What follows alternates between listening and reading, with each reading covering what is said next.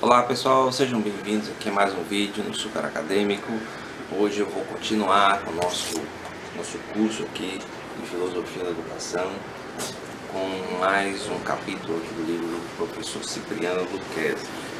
Antes de começar, se inscrevam no canal, né?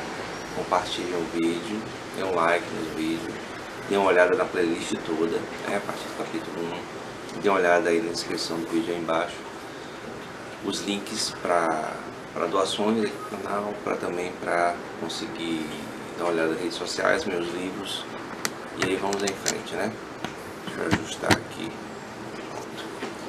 Pois bem, o capítulo 4, a escola que queremos, instância onde a pedagogia se faz prática docente.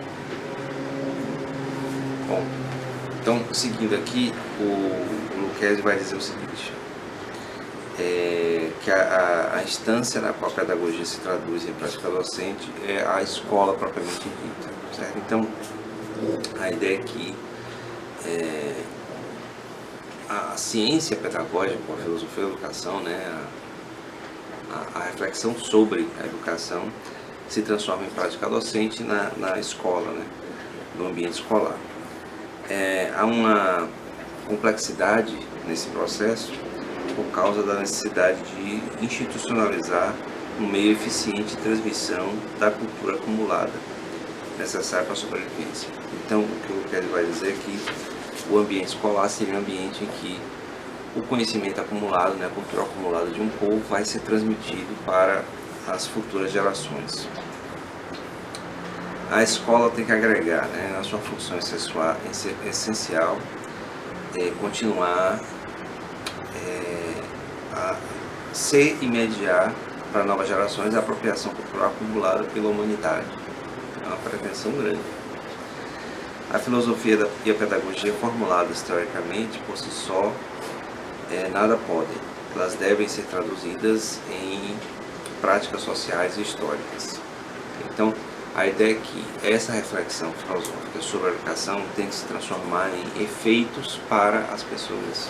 A prática docente, desde que exercida com clareza política, tem papel importante nesse processo de transformação. O que efetivamente não basta, de modo algum, é ficar exclusivamente no filosofar, sem que este busque as mediações, os meios de sua realização na concretude histórica. Então, o que ele está dizendo é que não basta apenas refletir sobre a educação, mas transformar essa reflexão em algo concreto na prática docente, né, no dia a dia da escola. A escola como instância mediadora da pedagogia. Então, a escola, veja que a escola não é somente o prédio local, especialmente hoje em dia com a pandemia, mas a escola é muito mais um ambiente simbólico em que há essas trocas, né, em que há esse processo de transmissão, de apropriação de relações entre os educadores e os educandos, os professores e os estudantes. Na comunidade primitiva, a educação é realizada de forma difusa, pela convivência entre crianças e adultos, entre jovens e adultos, que é o que a gente vê, por exemplo, na aldeia indígena, pelo menos tradicionalmente, né, em que os adultos vão fazendo as suas tarefas, suas atividades na sociedade, e as crianças vão junto e vão aprendendo à medida que vão convivendo. Esse acúmulo de conhecimentos, né, foi crescendo com a experiência social e aí foi se tornando necessária a educação mais estruturada, mais institucional. Então, a educação espontânea já não era mais suficiente para dar conta da transmissão e assimilação de todo o conteúdo e das condutas também. Então, vejam que o processo educacional envolve não só a transmissão de conteúdos, como aqui, por exemplo, eu estou transmitindo conteúdo, apesar de não ser uma sala de aula, não ser escola, mas estou transmitindo conteúdo. Mas também tem a importância da transmissão das condutas, certo? Tudo aquilo que se acredita em uma sociedade, que é a maneira certa de agir. Então isso envolve, por exemplo, que o educador ele tem que se comportar de uma certa maneira, ele tem que dar exemplos da maneira de se comportar, que o estudante vai refletir na sua vida. Sim, ele chama de uma coisa interessante, que é a questão de que o processo educacional, além da transmissão de conhecimentos gerais, digamos assim, ele transmite também e assimila os segredos. Esses segredos, ele colocou entre parênteses, entre aspas, porque é interessante que o segredo, na verdade, seria um conhecimento que é secreto, né? Um conhecimento que é exclusivo. E aí ele vai entrar no fato de que esses segredos, quando traduzidos para a nossa sociedade atual, significam os conhecimentos que elevam, de certo modo, os indivíduos a uma condição melhor. Então é como se não fosse para todos. Na moderna sociedade burguesa, que é a sociedade de classes, o conhecimento, que deveria ser comum a todos, foi transformado em segredo a ser transmitido só para aqueles que pertenciam ao grupo dominante. Então, veja que o conteúdo escolar, por mais que devesse ser geral, igualitário para todos, na verdade você tem escolas específicas, poucas escolas, escolas mais caras, escolas em que os conteúdos eles são transmitidos de maneira mais especial, mais crítica, enquanto que em escolas mais comuns os conteúdos são transmitidos de maneiras mais gerais. Porque, segundo isso aí, coloquei o exemplo aqui, na escola de rico, digamos assim, se ensina a mandar. Então, você tem que ensinar ao estudante a ser autônomo, a pensar por si mesmo, já que ele vai ser um mandante, vai ser dominante na sociedade. Enquanto na escola das pessoas mais pobres se aprende a obedecer, se aprende a disciplina, a obedecer. Veja que tem a ver com o que eu falei da conduta. Então, se num ambiente escolar, numa escola, o estudante aprende com conduta a ser independente, a pensar livremente, para daí tomar suas decisões e daí comandar, em outra escola se aprende a obedecer. A câmera deu um problemazinho, aproveita para tomar uma água. Então, continuando. Os segmentos dominantes da sociedade, historicamente, souberam reconhecer o significado e a importância da educação institucional como instância necessária para realizar determinados objetivos sociais. Então, uma sociedade que quer ser dominante, quer comandar o mundo, ela precisa investir em um processo educacional que crie lideranças, que crie pessoas que vão mandar. A importância da educação institucional como meio necessário para garantir a obtenção dos objetivos políticos, certo? Tem um exemplo histórico da Coreia do Sul, né? Que no meio do século XX, lá pelos anos 50 e 60, que tinha um padrão de vida similar ao que o Brasil tinha na mesma época, decidiu investir em educação como objetivo, objetivo político-social de ascender socialmente, ascender economicamente, e passou a investir pesado em educação lá na década de 50, 60, e aí foi se transformando, hoje uma sociedade de ponta em tecnologia e economia, a Coreia do Sul. Quem tem acesso às escolas de melhor qualidade são as gerações dependentes daqueles que possuem melhores condições econômicas. O povo quer a escola, mas nem por isso tem acesso a ela. Então, o Lucchesi está aqui criticando o fato de que as condições econômicas de um povo acabam ditando a maneira como a educação institucional, escolar, é construída. Certo? Então, se é o anseio de uma sociedade, de um povo por educação, não quer dizer que esse anseio vai ser respondido por causa do sistema econômico vigente. Em síntese, o que importa observar é que a instituição escolar tem importância histórica fundamental. Então, isso é elementar o que ele está dizendo aqui. Então, sem a educação escolar, a educação institucionalizada, não haveria essa evolução de um sistema social mais primitivo para um sistema social mais complexo, como a gente entende, antropologicamente isso aí é falho. Mas a ideia é que com a educação escolar é que foi possível haver uma sistematização do acúmulo do conhecimento e a transmissão desse conhecimento para objetivos específicos. Então, para isso foi necessário o desenvolvimento de concepções pedagógicas, para ir à necessidade de uma filosofia da educação. Porque essas concepções pedagógicas e filosóficas sobre o mundo que vão fundamentar a maneira como vai ser construída, né, como vai ser elaborada a educação institucionalizada. O alijamento de camadas populares, né, não se dá por acaso. Camadas populares acabam sendo relegadas à educação de pior qualidade, justamente para que a ascensão, mesmo que seja possível, se torne muito difícil, né? E aí você, quando a gente olha o processo desigual como a sociedade brasileira se desenvolveu, né, você vê que as pessoas que sempre tiveram oportunidade, então os filhos dos donos de terra, filhos dos ricos, os filhos dos industriais, sempre tiveram muito mais facilidades e oportunidades para continuar na sua posição de poder do que aqueles que, numa posição subalterna, numa posição de pobreza, pudessem ascender. Não que não existam os casos de ascensão, certo? Porque muitas pessoas confundem o fato de haver casos de ascensão de pobreza a riqueza ser um exemplo do funcionamento do sistema. Na verdade, é um exemplo da exceção ao sistema, que o sistema ele favorece muito mais a manutenção da separação, da desigualdade. E vejam que são poucos os casos de ascensão, né?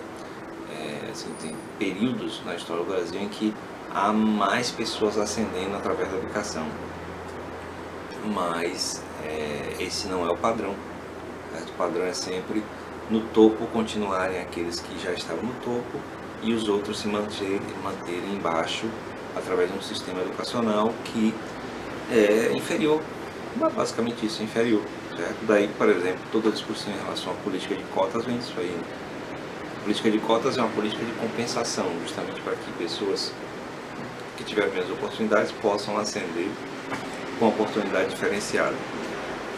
E as críticas ao sistema de cotas, justamente dizendo que não deveria tratar as pessoas de maneira desigual, né? Como se usasse a desigualdade como desculpa para a manutenção da desigualdade. Quem será o homem formado pelas ações educativas direcionadas por essa pedagogia? É o conteúdo, pois, que caracteriza cada pedagogia que a escola assume. Então, os conteúdos escolares secretos, né, específicos, vão formar pessoas que sejam dominantes, né, porque conhecem aquilo ali, enquanto que as outras pessoas, sem conhecer, vão se manter na obscuridade. Qual seria, então, o conteúdo que definiria a escola que queremos, no caso, que ele quer, né? Seria uma escola em que os objetivos fundamentais da ação pedagógica da escola é a transmissão e assimilação do legado cultural da humanidade. Então, é que fosse transmitido, né, passado o legado de maneira total, certo? O sistema tecnocrático, né, da educação tenta até fazer isso. Daí a função dos parâmetros curriculares nacionais, que são iguais e tal. Mas não quer dizer que todas as escolas vão ensinar a mesma coisa, do mesmo jeito, mesmo que usem material didático similar, que siga os mesmos padrões, porque cada professor é diferente, cada escola é diferente, cada bairro é diferente, né? Cada estado, então essas diferenças todas precisam ser levadas em conta. E aí ele vai falar sobre o processo de transmissão e apropriação, né? Que deveria ser acessível a todos os seres humanos, a assimilação dos recursos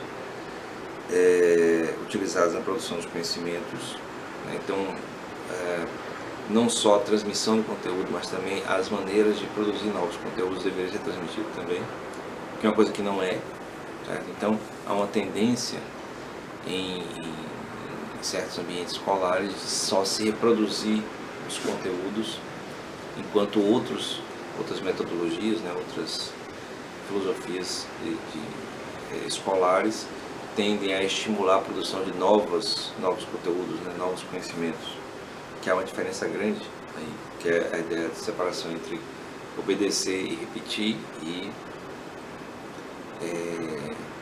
ser independente, né, e construir, né? Obedecer e repetir conteúdos, ser independente e construir novos conteúdos. Ele diz que é preciso aprofundar os conhecimentos existentes e construir novos conhecimentos para o entendimento da realidade, que é o que eu acabei de falar. Ele repete novamente que a escola não deve apenas estimular a apropriação do legado da cultura da humanidade, mas também a inventividade, né? Que eles chamam de apropriação ativa dos conhecimentos, certo? Então é necessário que os estudantes possam criar seus próprios conhecimentos a partir da compreensão que eles têm.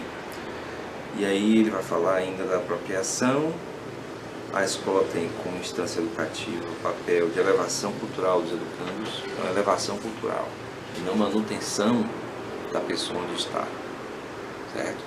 Que é a grande crítica aqui que ele está fazendo ao sistema escolar vigente. Veja que, assim, de quando ele escreveu, isso é 1994, né? Dos anos 90 para cá, houve mudanças no sistema escolar, algumas para melhor, outras para pior, especialmente atualmente, né? Parece que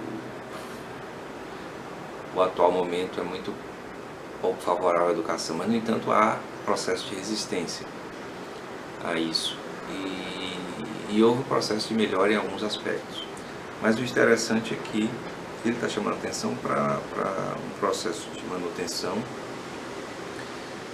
do sistema escolar, em que a preocupação muito maior é em formar o que Marx chama de exército e reserva para o trabalho, e não para elevar culturalmente sujeitos, indivíduos, para se melhorarem, para buscarem o seu melhor, para buscarem crescer individualmente, né, crescer espiritualmente. A escola, o seu objetivo historicamente constituído é a transmissão e assimilação ativa de conhecimentos, ativa no sentido de poder construir novos conhecimentos, mas ela não poderá descuidar dos aspectos afetivos do educando. Não se adquire conhecimento não se adquire conhecimento sem que se tenha uma atitude afetiva positiva para com ele, que é a ideia de atentar para o aspecto das relações pessoais, afetivas entre educandos e educadores, certo?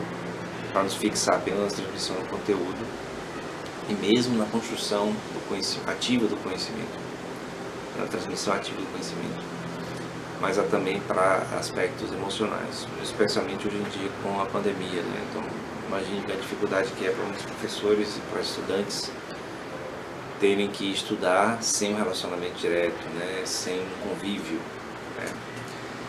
Em síntese, a escola que queremos, na verdade, que ele quer, né? Que o autor quer, é aquela onde os educadores estão profundamente interessados na educação de seus alunos. Então há um empenho aí do educador, para tanto trabalha efetivamente para que os educandos adquiram legados culturais, que é a questão da transmissão, e formem espírito de solidariedade de modo afetivamente positivo, certo? Então a escola que o Lucchesi está propondo, né, a escola que queremos, por isso que o capítulo tinha esse nome, é uma escola em que há a transmissão dos conteúdos, há o estímulo ativo, né, desse conhecimento se tornar também um conhecimento novo, e há a atenção a aspectos afetivos de educandos e educadores, certo? É claro que para isso é necessário também investimento, né, respeito, né? Então a preocupação com o bem-estar material, econômico, tanto de educadores quanto educandos, que muitas vezes parece que não há, né, de maneira geral. Daí o fato de muito da educação brasileira estar com os mesmos problemas de há 70 anos atrás, certo? Na época em que houve um divisor de águas entre esse comparativo do Brasil com a Coreia do Sul que eu fiz há pouco, certo? Então, naquele momento o Brasil e a Coreia do Sul estavam mais ou menos no mesmo patamar socioeconômico, e aí um ascendeu muito, se tornando um expoente econômico e tecnológico, que é o caso da Coreia do Sul, enquanto o outro se manteve mais ou menos no mesmo padrão, seguindo muito mais para um caminho de dependência, digamos assim, do resto do mundo. Você vê que o Brasil hoje 2021, continua mesmo, mais ou menos sendo o mesmo fornecedor econômico de commodities, né, de matérias-primas para o mundo, enquanto teria o potencial de desenvolvimento muito maior, justamente se houvesse um investimento maior nas pessoas, certo? E que mais pessoas tivessem acesso à educação, e educação de qualidade, educação ativa, de produção de conhecimento e tal. Mas mesmo assim ainda há as resistências que provam que é possível um processo educacional, seja formal, institucional ou não, em que haja possibilidade de crescimento pessoal. Bom, espero que vocês tenham curtido. Se curtiu, dá o like aí no canal, dá o like no vídeo, e até na próxima aula, quando a gente vai ver o capítulo 5, que já entra na última parte do livro, tratando da filosofia no cotidiano escolar, certo? Vai falar sobre o senso comum, sobre a educação, digamos assim, sobre o cotidiano na escola, certo? Então, obrigado por assistirem, deem um like, curtam o vídeo, se inscrevam no canal e deem uma olhada também nas redes sociais, né? Se quiser fazer doações ao canal, tem aí o PayPal. Dê uma olhada nos meus livros também, né? Tem livros novos lá no Clube de Autores. E até o próximo vídeo. Valeu!